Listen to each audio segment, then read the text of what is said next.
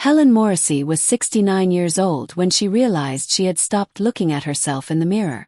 It hadn't been a sudden choice or a defiant gesture, just a slow forgetting, like the way an old photograph fades when left too long in the sun. Her days had become practical. She lived in a small town in New Hampshire in a weathered cottage, wrapped in pine and quiet. Her husband, Albert, had passed 8 years earlier, and since then life had felt muted, like a radio turned just low enough that you weren't sure if it was still on. She kept herself busy. The garden needed her. So did the volunteer library downtown. She baked muffins and left them at neighbors' doors. She knitted scarves and blankets and forgot to keep any for herself. But she no longer dressed with interest. Clothes were functional. She didn't apply lipstick. Her hair went up in a loose bun every morning with the same practiced twist. One afternoon, as autumn settled outside with its amber hush, Helen stood in her bedroom, folding laundry. A beam of light from the window illuminated the mirror across the room. Dust speckled the glass like stars. She paused. Something about the way the sunlight hit the wood frame made it feel alive, like the mirror was patiently waiting for her to remember it existed.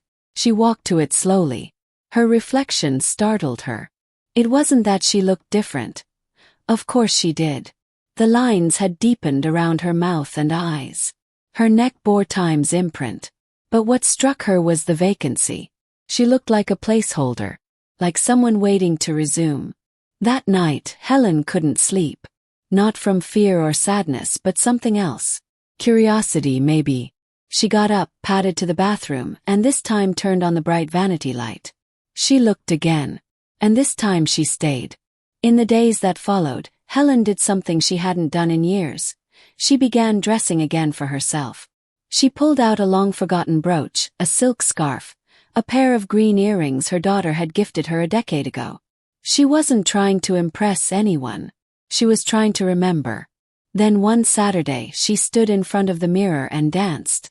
Slowly at first, then with the looseness she used to know. The creak in her knees didn't bother her. The music was in her breath, in her smile. She started painting again. The old art supplies in the attic called to her. Her first painting was of her mother's garden from childhood. Colors bold, unapologetic. She pinned it to the wall. Then came more. Scenes from dreams, a forgotten trip to Italy, the silhouette of Albert reading under a tree. Her daughter, June, visited one weekend and saw the change. "Mom," she said, "you look alive." Helen just smiled. She wasn't chasing youth. She wasn't trying to undo age. She was honoring it. Every wrinkle a verse. Every scar a stanza. At 69, Helen had begun again. Not from scratch, but from wisdom. From silence that had finally taught her to listen. And the mirror. It still waited every morning. But now, when Helen passed, she didn't avoid it. She nodded. She smiled. Sometimes she winked. Because she knew now, it wasn't the mirror that had stopped watching. It was her who had stopped seeing.